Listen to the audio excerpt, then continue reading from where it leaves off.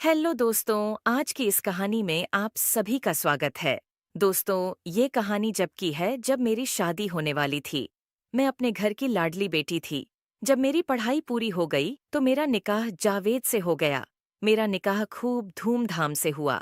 जावेद के पिता का कपड़े का कारोबार था। उनकी खुद की दुकान थी। घर में जमीन जायदाद सब कुछ था। मैं ब्याह कर आई तो पहली रात थी। मुझे अपने मर्द की असलियत का पता चल गया। उस दिन बादल गरजे जरूर और ठीक से बरस नहीं पाए और जमीन पानी की बूंदों के लिए तरसती रह गई। उसके बाद मैं ससुराल दिल में मायूसी का दर्द लेकर लौटी। खानदानी घर की पढ़ी लिखी लड़की होने के बावजूद सीधी सादी मुझको एक ऐसे आदमी को सौंप दिया गया जो सिर्फ चारा पानी का इंतजाम तो करता पर मुझे खुश नहीं कर पाता था। मुझको एक हफ्ते बाद मेरे ससुर ससुराल लेकर आए। मैंने सोचा कि अब शायद जिंदगी में बाहर आए, पर मेरे अरमान अब भी अधूरे ही रहे। मौका पाकर एक रात को मैंने अपने शौहर जावेद को छेड़ा। आप अपना इलाज किसी अच्छे डॉक्टर से क्यों नहीं कराते? जावेद ने कहा।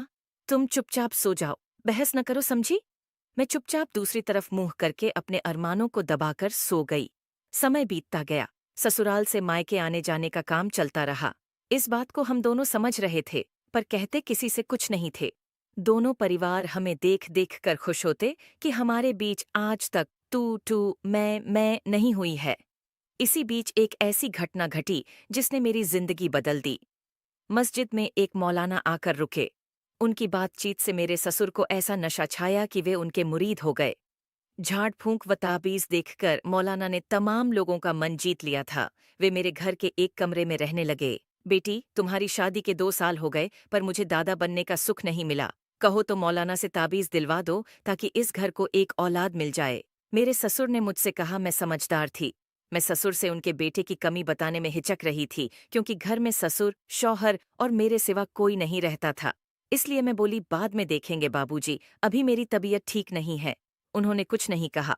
मेरे घर में रहते मौलाना को 2 महीने बीत गए पर उन्होंने मुझको देखा तक नहीं था। उनके लिए सुबह शाम का खाना खुद मेरे ससुर लाते थे। दिन भर मौलाना मस्जिद में इबादत करते। झाड़ फूंक के लिए आने वालों को लेकर वे घर आते जो मस्जिद के करीब था। मेरे ससुर जावेद के साथ दुकान में रहते थे। वे सिर्फ नमाज के वक्त घर या मस्जिद आते थे। मौलाना की कमाई खूब हो रही थी। इसी बहाने मेरे ससुर की कपड़ों की बिक्री भी बढ़ गई थी। वे जीजान से मौलाना को चाहते थे और उनकी बात नहीं डालते थे। एक दिन दोपहर के वक्त मौलाना घर आए और दरवाजे पर दस्तक दी। मैंने अंदर से ही पूछा, जी कौन है? मैं मौलाना, पानी चाहिए जी। मैं बोली, अभी लाई। मैं पानी लेकर जैसे ही दरवाजा खोलकर बाहर निकली, मेरे जवां हुस्न को देखकर मौलाना के होश उड़ गए। मौलाना ने कहा, लाजवाब हुस्न, हिरनी सी आंखें। मौलाना मुझको एक तक देखते रहे। वे पानी लेना भूल गए। मैंने कहा, जी पानी। मौलाना ने मुस्कुराते हुए कहा, लाइए।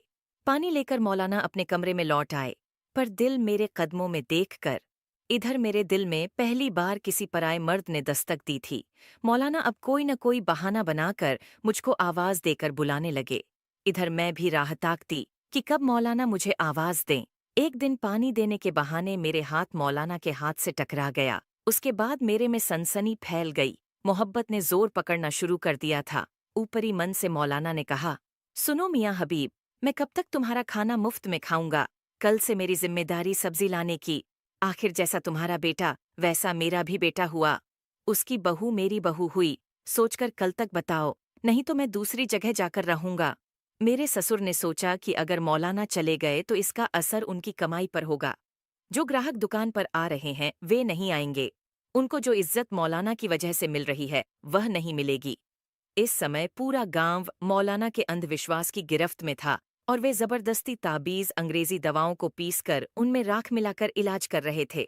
बाप बेटे दोनों ने मौलाना से घर छोड़कर न जाने की गुजारिश की। अब मौलाना दिखाओ बेटा, बहू कहकर ससुर का दिल जीतने की कोशिश करने लगे।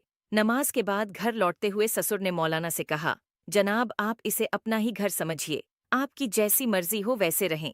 आज से आप घर पर ही खाना खाएंगे। मुझे गैर न समझे। मौलाना के दिल की मुराद पूरी हो गई। अब वह ज्यादा वक्त घर पर गुजारने लगे। बाहर के मरीजों को जल्दी से ताबीज देकर भेज देते। इस काम में अम्मी भी चुपके चुपके हाथ बटाने लगी थीं। तकरीबन 6 महीने का समय बीत चुका था। मेरे और मौलाना के बीच मोहब्बत ने जड़ें जमा ली थीं। एक दिन मौलाना ने सोचा कि आज अच्छा मौका है, मेरी चाहत का इम्तिहान ले लिया जाए, और वह बिस्तर पर पेट दर्द का बहाना बनाकर लेट गई। मेरा पेट दर्द कर रहा है, बहुत तकलीफ हो रही है, तुम जरा सा गर्म पानी से सेंक दो, मेरे सामने कराहते हुए मौलाना ने कहा।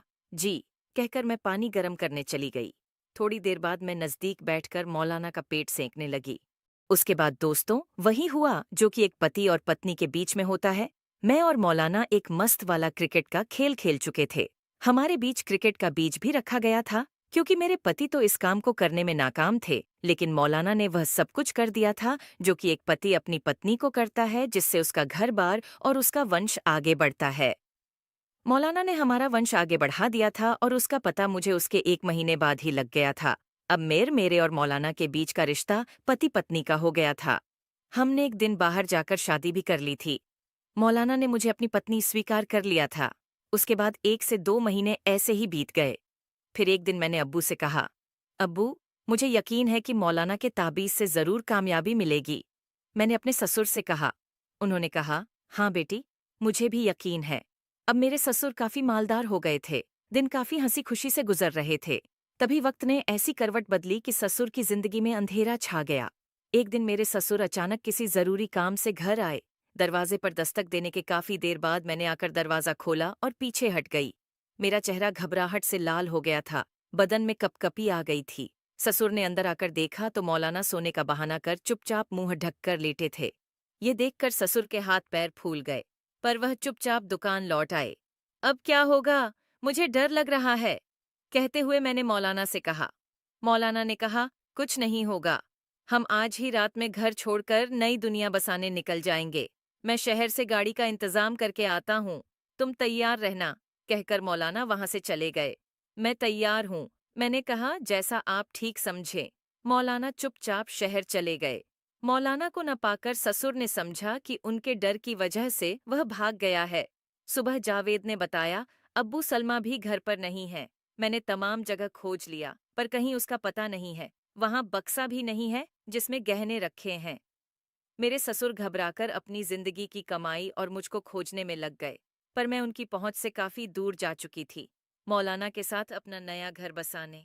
तो दोस्तों, ये कहानी कैसी लगी कमेंट करके जरूर बताएं। वीडियो अच्छी लगी तो लाइक करके चैनल को सब्सक्राइब करें।